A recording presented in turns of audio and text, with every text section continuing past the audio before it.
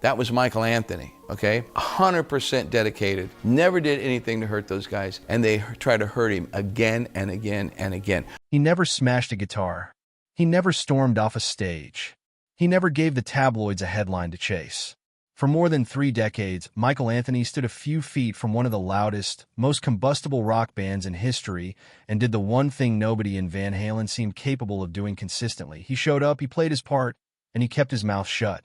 Now, having crossed into his 70s, the bassist with the piercing harmony vocals and the Jack Daniel-shaped bass has finally started talking. Not with a tell-all book, not with a lawsuit, just with the plain, unhurried honesty of a man who has nothing left to prove and nothing left to lose. And what he's said across podcasts, interviews, and quiet asides over the last several years paints a picture of Van Halen far removed from the party anthem mythology. A picture of a founding member slowly written out of his own band's story.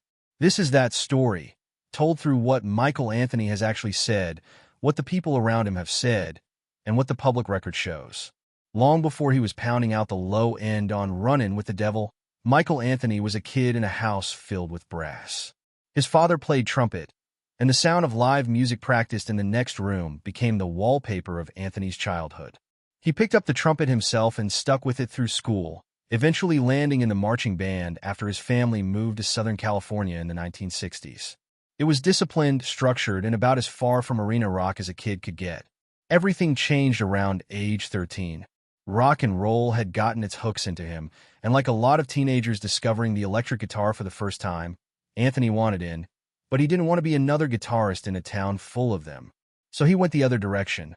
A friend loaned him a Fender Mustang. Anthony pulled 2 strings off it. And just like that, a bass player was born out of a modified guitar and a stubborn streak of individuality. His father, watching his son's growing seriousness about the instrument, eventually bought him a real Fender Precision bass and an amp to match. Anthony has spoken about idolizing bassists like Jack Bruce of Cream and John Paul Jones of Led Zeppelin, and he taught himself to play right-handed despite being naturally left-handed. A small, telling detail about a musician who was willing to retrain his own body to get where he wanted to go.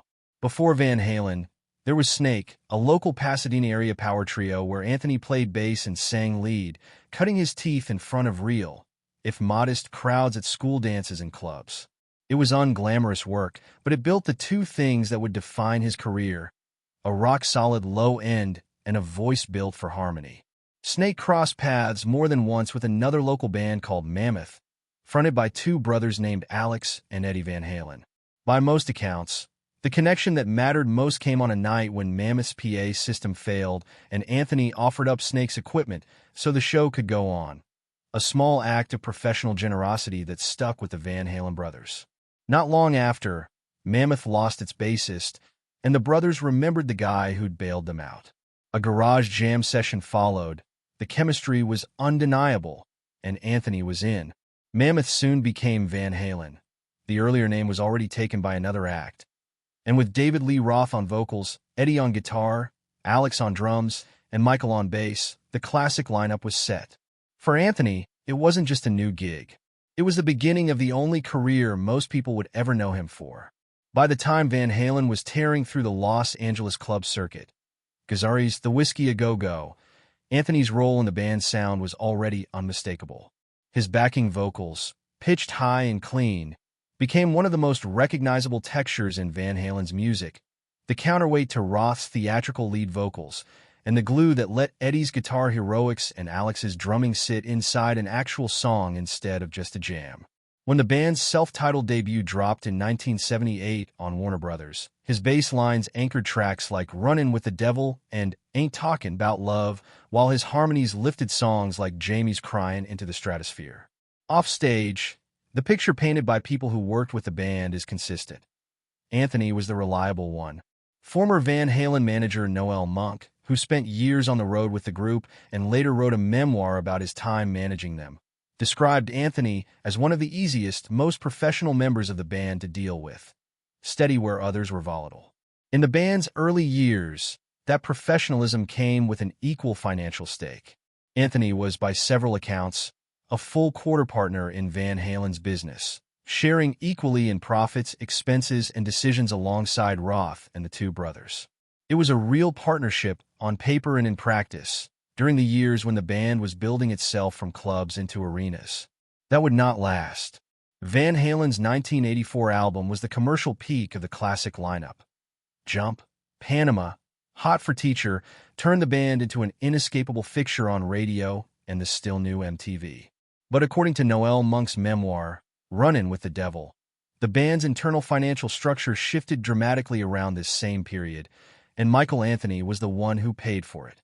Monk has described a moment when Roth and the Van Halen brothers moved to cut Anthony out of songwriting royalties, and crucially, to make the change retroactive so that Anthony lost his stake even in the album that was making the band rich in the first place. In Monk's words, from that point on, Anthony was essentially a salaried employee of the band he had helped build from a garage in Pasadena. It's worth being straight about something here. Exactly when this happened is genuinely disputed. Monk's book ties the change to the 1984 tour. Other accounts and fan researchers who've examined surviving contract paperwork over the years have argued the retroactive signing away of publishing rights actually happened around 2004, tied to Anthony's re-entry into the band for the Van Halen, Sammy Hagar reunion tour, with the 1984 royalties specifically part of what he gave up at that later date. What isn't disputed is the outcome. At some point, Michael Anthony went from being a full partner with a stake in Van Halen songwriting to a musician on payroll, with none of the publishing income that flowed from decades of album sales, licensing, and reissues of music he had helped record and perform. Whether that reckoning arrived in the blistering summer of the 1984 tour or 2 decades later during a reunion he wanted badly enough to make sacrifices for, the shape of the story is the same. Anthony gave up his ownership stake to stay in the band, and he did it quietly, without a public fight. For years, Anthony said almost nothing about it publicly.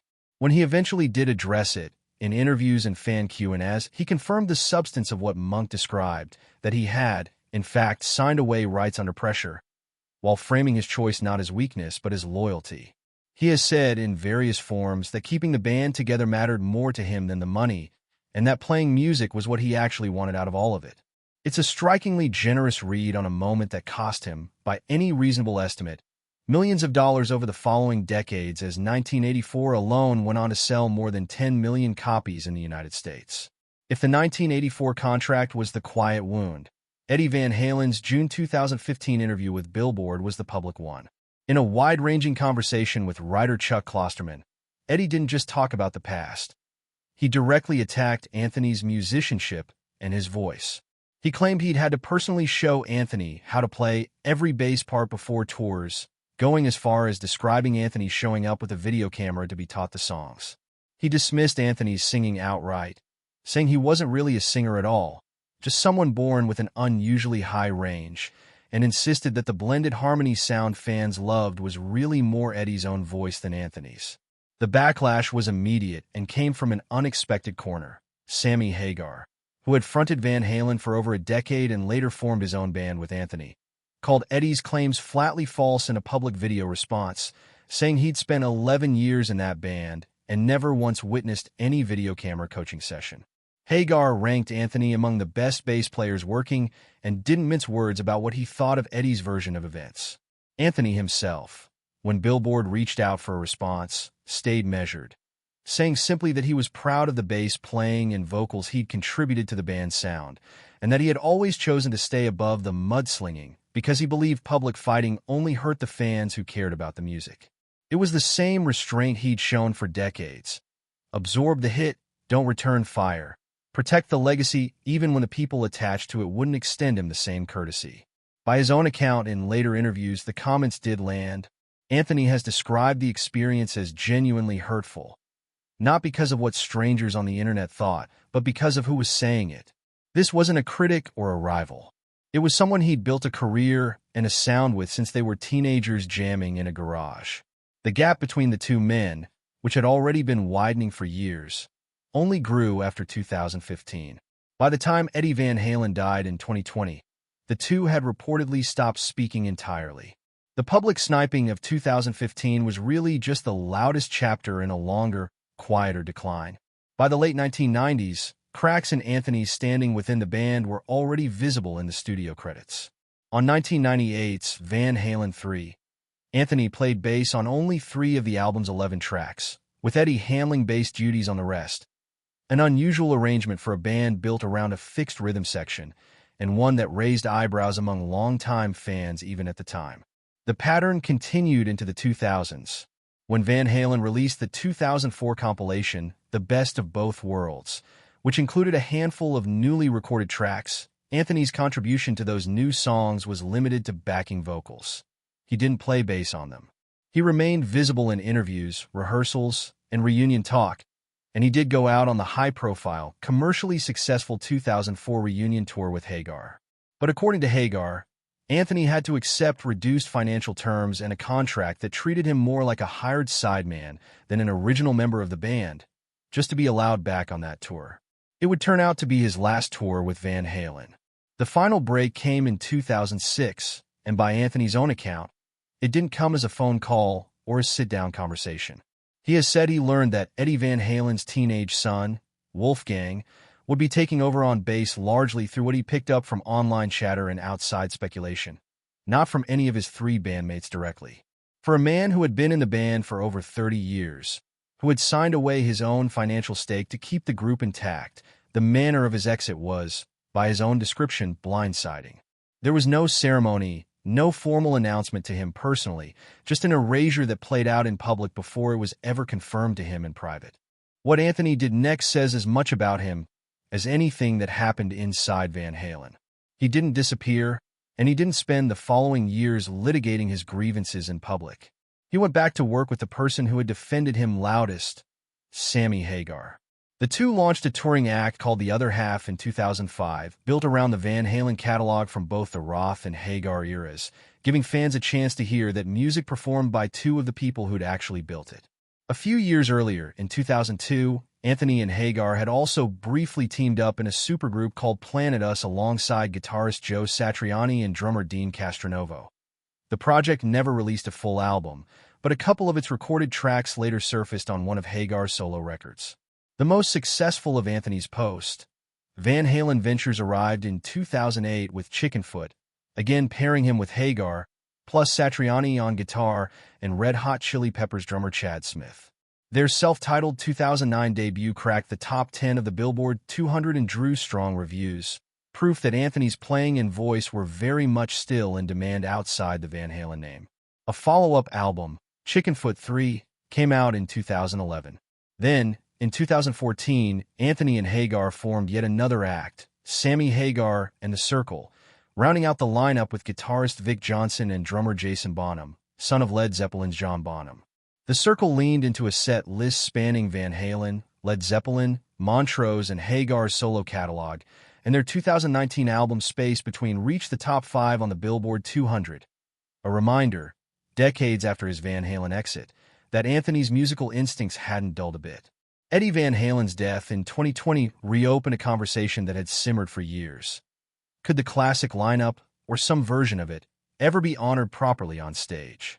Talk of a tribute or reunion tour picked up in 2021 and 2022, with Alex Van Halen reportedly reaching out to former collaborators, Anthony included, and Joe Satriani's name floated as a possible guitarist for such a run.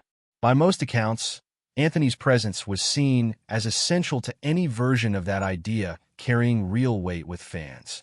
It never came together. Reporting at the time pointed to David Lee Roth resisting the format of a tribute built explicitly around honoring Eddie's memory, and to a back injury suffered by Alex Van Halen in 2022 that made a physically demanding tour increasingly unrealistic. Anthony has confirmed he was contacted and was open to being part of it, but the pieces simply never lined up. What was left, in the end, was a door that opened just enough to raise hope and then quietly swung shut. No official tour, no full circle moment, and no chance for Anthony to make peace on stage with the band he'd helped build from nothing. Any conversation about Van Halen's legacy today runs into the wishes of the people closest to Eddie. Valerie Bertinelli, the actress who was married to Eddie Van Halen from 1981 to 2007 and is the mother of Wolfgang, has been public and direct about not wanting a biopic made about Eddie or the band while she's alive to see it. In a 2023 interview, She described telling her son to make sure she's gone before anything like that happens, rooted in a desire to protect the truth of who Eddie was, including his struggles with addiction, from being flattened or sensationalized for entertainment. Wolfgang, for his part, has taken a similarly protective stance in his own way, speaking out against people who he feels exploit his father's name for their own attention, and choosing to honor Eddie through music rather than public spectacle. He's confirmed there's a substantial archive of unreleased Van Halen recordings and figures close to the band, including Eddie's friend, Toto guitarist Steve Lukather, have acknowledged exploring that vault, though any release remains, as of now, undecided and reportedly contingent on being handled with real care. For now, Wolfgang has said there are no concrete plans for a new Van Halen album or tour, framing the band itself as inseparable from his father. What makes Michael Anthony's version of this story land differently than the usual rock band fallout is the tone he brings to it. Even now, well into his 70s, he hasn't turned his years with Van Halen into a grievance tour. When asked directly about his relationship with Eddie in the years before his death, Anthony has been candid about one specific regret. The two men hadn't spoken, and the issues between them were never resolved before Eddie passed. He said plainly that it bothers him, that there were things left unsaid, and now there's no chance to say them. That's the real substance behind the idea of Michael Anthony exposing anything at 70. There's no scandal manufactured for a headline, no lawsuit, no bitter tell-all. What there is instead is a founding member of one of rock's most influential bands quietly correcting the record on his own terms, confirming that he did sign away money he was owed, confirming that public insults from a bandmate did hurt, confirming that his exit from the band he co-founded happened without so much as a phone call. He's done it the same way he played bass for 30 years, steady, precise, without needing to be the loudest voice in the room to be heard. Van Halen's story has always been told through Eddie's guitar and Roth's showmanship. But underneath both of those, for 3 decades, was Michael Anthony's bass line and his harmony vocal holding the whole thing together, a contribution the band's own internal politics tried, more than once, to shrink. At 70, he isn't trying to rewrite Van Halen's history. He's just